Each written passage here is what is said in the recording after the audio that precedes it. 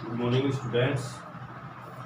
9th class में पहली प्रश्नावली संख्या 32 में हमें 1.3 प्रश्नावली पढ़ रहे हैं, जिसमें हमने पहला सवाल स्टार्ट कर दिया था कि निम्न भिन्नों को दशमलव रूप में लिखिए। प्रत्येक का दशमलव प्रसार किस प्रकार का है। इसमें हमने एक सवाल देख लिया था। तो इसमें मेन बात ये ध्यान रखना है, यदि हर है, अंश व हर होता है ना, उसमें हर को देखना है। हर में यदि 2 की घात में हो या फिर 5 की घात में हो या फिर दोनों हो, यानी कि 2 की घात m और गुणा 5 की घात, यदि ये रूप हमें मिल जाता है हर के हम अभाज्य गुणनखंड करेंगे और उसे घातांक में लेंगे और उसमें 2 या 5 या फिर दोनों अगर दिखाई दे रहे हैं केवल, तो उसका दशमलव प्रसार हमेशा होता है शांत। और यदि इनके अलावा 2 या 5 या दोनों के अलावा कोई तीसरी अन्य संख्या हमें दिखाई देती है, तब उसका दशमलव प्रसार होगा ऐसा। मैंने एक सवाल बताया था आपको 36/100, उसका दशमलव प्रसार 2 की घात में और 5 की घात में था, तो दशमलव प्रसार उसका शांत होगा। अब हम एक सवाल और ले रहे हैं, जिसे 1/11। यहां देखते हैं हल दूसरा 1/। अब यहां नीचे हम 11 के अभाज्य गुणनखंड बनाएंगे, तो 1/11 ही रहेगा। यहां लिखेंगे हर में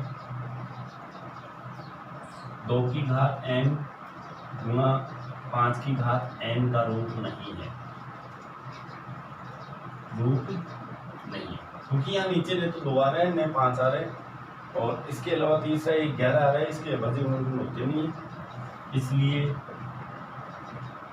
दशमलव प्रसार अशांत होगा। अब अशांत में 2 प्रकार के होते हैं। तो अशांत में एक तो आवर्ती होगा। आवर्ती का मतलब होता है हम लोग भाग लगाएंगे दशमलव के बाद में, और पुनः किन्हीं अंकों का, 1 या 2 या 3 अंकों का यदि पुनरावृत्ति होती है उसको हम आवर्ती कहते हैं, पुनरावृत्ति नहीं होती है तो अनावर्ती होता है। तो देखिए यहाँ पे हम यहाँ पे भाग लगा रहे हैं, जैसे 11 का भाग 1 में लगाना है, 11 का भाग 1 में, ये आपको फेर में भी दिखाना है। भाग जाता नहीं है तो हम लोग पॉइंट लगाएंगे, इसके बदले में यहाँ पे 0। 11 का भाग हम 10 में देते हैं, तो यहाँ पे नहीं जा रहा, तो हम लोग 0 बार देंगे, 0 बार, उसके बाद में माइनस करेंगे ये 10, उसके बाद में हम लोग यहाँ पे 1 0 उतार देंगे और 11 9 99 माइनस करेंगे 1, वापिस हमारे पास 1 बच गया है। हमने स्टार्ट किया था 1 में भाग देना, 1 से इस पर पुनः बच गया, यहाँ तक ही करें इस बात को, यानी कि आगे प्रोसेस वही चलती रहेगी। वापिस आप लोग वही उतारोगे, 0 उतारोगे, भाग दोगे तो 0 बार, और ये 0 आ गया, माइनस वही 10 हो गया, उतारा 0, वही 9 बार। यानी कि हम लोग देखेंगे तो इसके अंदर हमारे पास वही सिस्टम रहेगा, 0 9 0 9 पुनः हो रहा है।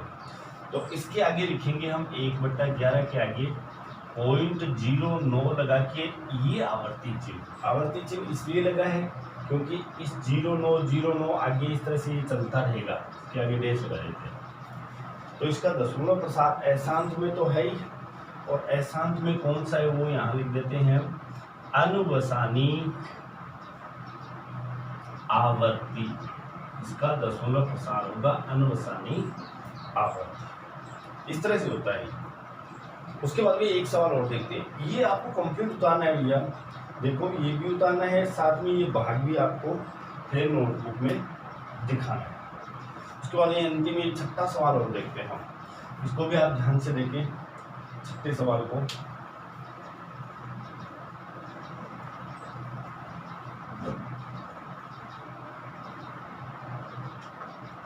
हल ये 6 नंबर 329/400। अब आपको 400 के यहाँ पे अभाज्य गुणनखंड कर लेना है रफ में। 2 का भाग 200, 2 का भाग 100, 2 का भाग 50, 2 का भाग 25, 5 का भाग 5, 5 का भाग।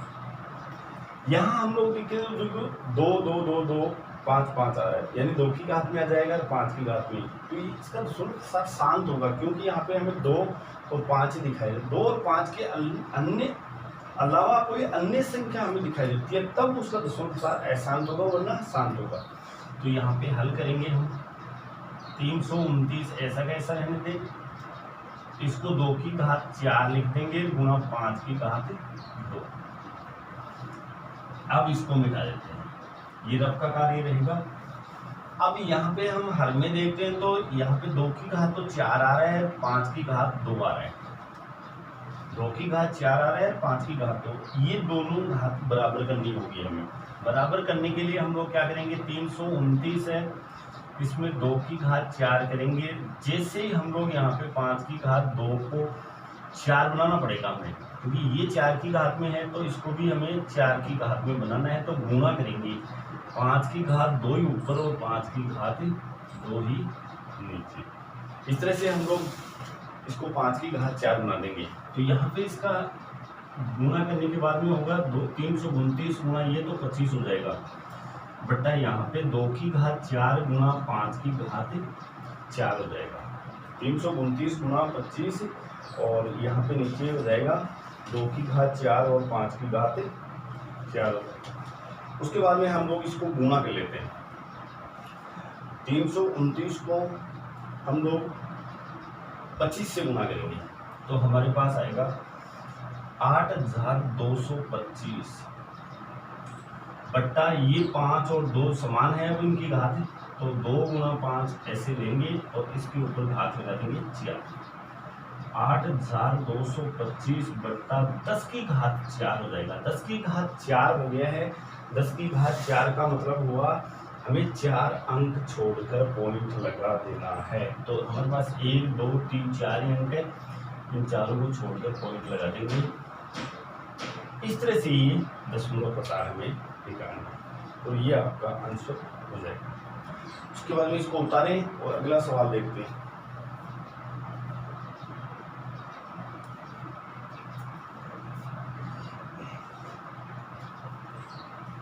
दूसरा जो सवाल आ रहा है उसको ध्यान से देखिए।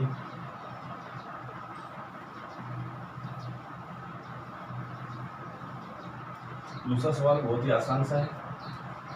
क्या आप जानते हैं कि 1/7, देखो भैया मैं यहाँ पे शॉर्ट में लिख रहा हूँ सवाल, 1/7 का मान ये दे रखा है 0.142857 और इस पर आवर्ती है। वास्तव में आगे बढ़ता हूँ सवाल को, देखो वास्तव में लंबा भाग दिए बिना, आपको इसमें भाग नहीं देना है, लंबी भाग की प्रक्रिया नहीं करनी है। लंबा भाग दिए बिना क्या ये बता सकते हैं कि फिर 2/7 का मान क्या होगा,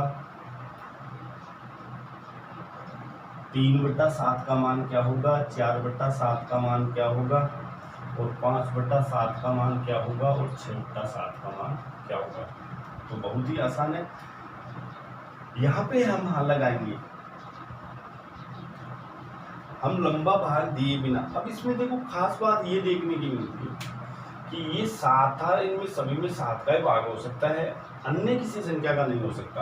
यहाँ भी 7 था ना, उसके बाद में आपको यहाँ चेंज कर दिया 2 3 4 5 6, थोड़ा अंश चेंज कर दिया है। और हम लोग इसकी सहायता से देखो सेकंडों में कैसे निकालेंगे। तो यहाँ पे देखना 7 का भाग आप लोग 2 में देंगे, जाता नहीं है, 2 में देंगे तो जाता नहीं है, तो इसको हम 20 मानेंगे और 20 मानते ही हमारा पॉइंट बन जाता है। पॉइंट लगा दीजिए और 20 मानकर 7 का भाग दीजिए। 20 में 7 एकम 7, 7 दूनी 14, 2 बार। इसमें आपको 2 ढूंढना है, कहाँ है, 7 एकम 7, 7 दूनी 14, क्योंकि 20 बन गए तो यहाँ पे 2 आया। तो 2 के बाद में स्टार्ट करेंगे, 2 8 5 7 2 8 5 7 यहाँ तक लिख दिया हमने। अभी ये 1 और 4, ये आपका आंसर होगा। और इस पर आप लोग आवर्ती चिन्ह लगा दीजिए। इसी तरह से 7 का भाग देंगे तो 30 बनाया है हमने, इसको पॉइंट लगा दिया है, 1 शून्य उतारा। तो 7 × 28 4 है, तो 4 का ढूंढना है आपको, ये रहा पॉइंट 4 2 8 5 7। 4 से स्टार्ट करें, ये पूरा लिख लें, फिर 1 बच गया 1, इस पर आवर्ती चिन्ह। इसी तरह से 4 है, 4 में भाग नहीं जाता है तो आप 40 बनाएंगे, पॉइंट लगाइए। 7 पंचे 35 होता है, 5 ढूंढे, ये रहा 5 7 5 7, यहाँ से लिखिए, फिर इधर आ जाइए 1 4 2 8 1 4 2 8। इसी तरह से 5 है, 5 में भाग जाता नहीं है 7 का, तो 50 बनाएंगे, 50 में 7 वाले पॉइंट लगाइए 7 ढूंढे, ये रहा। उसके बाद में यहाँ से लिखिए 1 4 2 8 5। देखो हमने कोई भाग नहीं दिया इसमें, कोई भाग नहीं दे रहे, केवल एक सिस्टम है इसमें।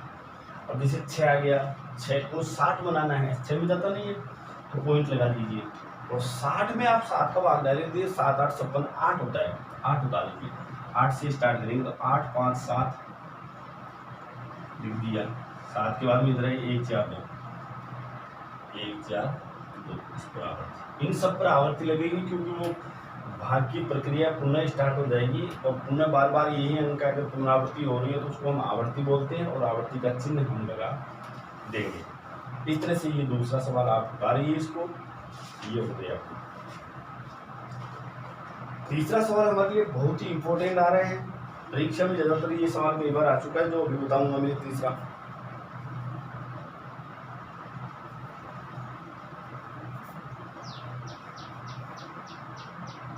सवाल नंबर 3 देखिए।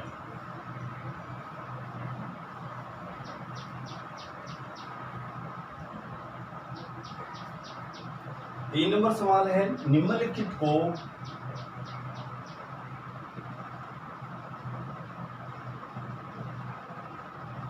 P बटा Q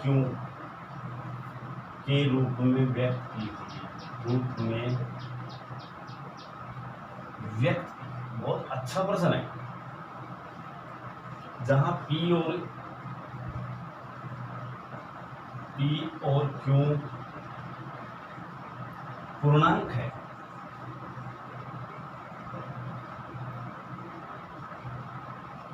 तथा Q बराबर 0 नहीं होना चाहिए, तथा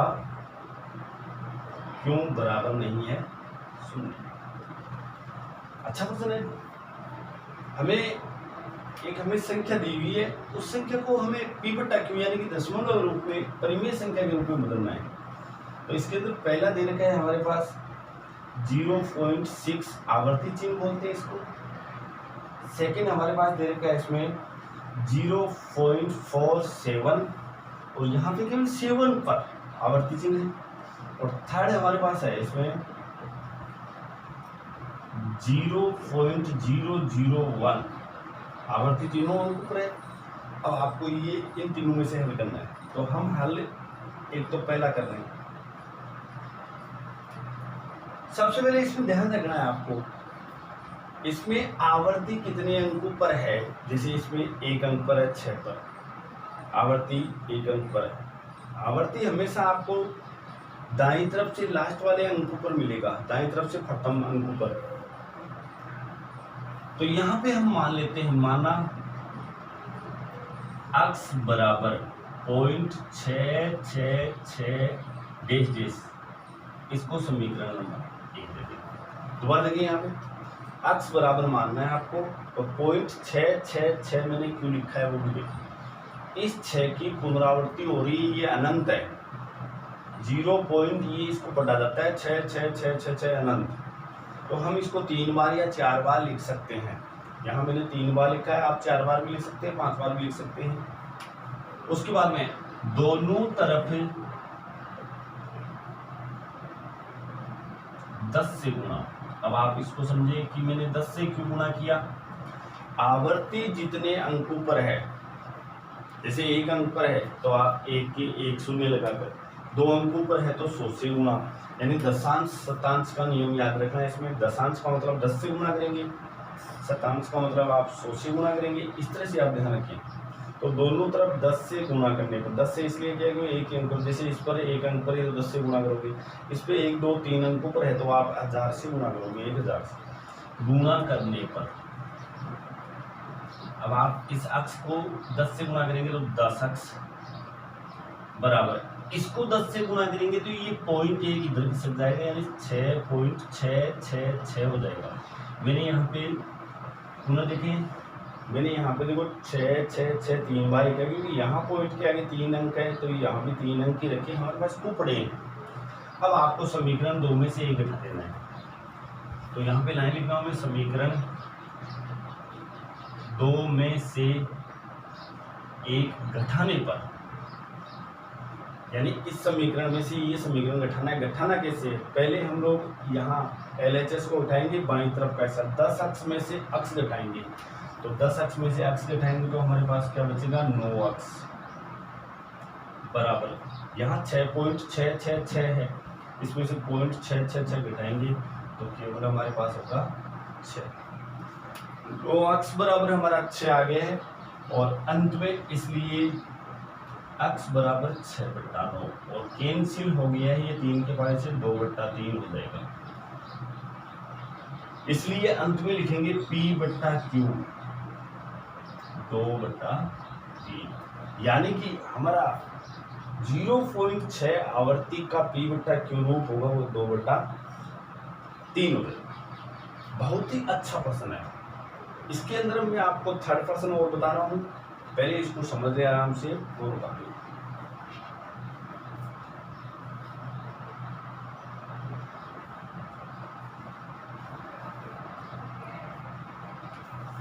देखिए यहाँ पे हम तीसरा प्रश्न कर रहे हैं, ऐसे ही होगा ये भी, तीसरा भी ध्यान से देखें। हल थर्ड 0.001 पे आवर्ती है, तो माना वो सिस्टम रहेगा, माना अक्ष बराबर 0.001, आगे और भी लिख सकते हो आप लोग 001 इस तरह से, तो 3 अंकों में हम रख लेंगे और 3 अंकों में हमने रख दिया इसको 1 नंबर। अब हम दोनों तरफ 1000 से गुणा, 1000 से गुणा क्यों किया है वो समझे। यहाँ पॉइंट के देखो, ये पॉइंट है 1 2 3 अंकों पर आवर्ती है, तो हम 3 शून्य लगा कर 1 यानी 1000, 2 होते तो 2 से गुणा करते, तो ये 1000 अक्ष हो जाएगा। इसको हम 1000 से गुणा करेंगे तो ये पॉइंट इधर आ जाएगा, हमारा केवल 1 आएगा, ये समीकरण हो जाएगा 6। यहाँ 0.000 कर सकते हो आप, 1.000। नेक्स्ट, अब हम समीकरण 2 में से एक घटाएंगे, तो समीकरण 2 में से एक घटाने पर, 2 नंबर समीकरण 1000 अक्ष था, इसमें अक्ष आई था, तो 1000 अक्ष में से आप लोग अक्ष घटाएंगे तो 999 अक्ष आएगा, और 1 में से आप लोग ये घटाएंगे 001, 1 में से आप लोग ये घटाएंगे, तो देखिए घटाते हैं 1.001 है, इसमें से हम घटा रहे हैं 0.00, ये हमारे पास से 1.001 करना पड़ेगा, क्योंकि इस संख्या को हम गुणा करें, ये इसी तरह से है, क्योंकि ये देखो आई गुण देना 001 इस तरह से है, तो 3 पॉइंट इधर खिसकेगी, 1 2 3 तक खिसकेगा, तो 1.001 आएगा, तो यहाँ से 001 उठाएंगे 9 9 1, तो ये आ गया 000 और 1 पॉइंट यहाँ से घटाया तो हमारे पास आए 1 आएगा। अब अक्ष बराबर हम रिजल्ट निकालेंगे, तो अक्ष बराबर 1/999 99, इसलिए P बट्टा Q बराबर 1/999 आपका आंसर। इस तरह से आप लोग इस सवाल को हल कर सकते हैं। इसी तरह से हमारा फोर्थ क्वेश्चन आ रहा है, उतारे इसको। फोर्थ क्वेश्चन आप लोग स्वयं करेंगे, सेम ऐसा ही है। मैं आपको यहाँ पे उतार देता हूँ। सवाल नंबर 4,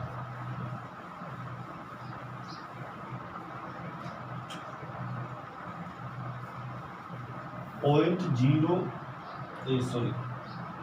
0.9999 4/9 है को P बट्टा Q के रूप में व्यक्त कीजिए,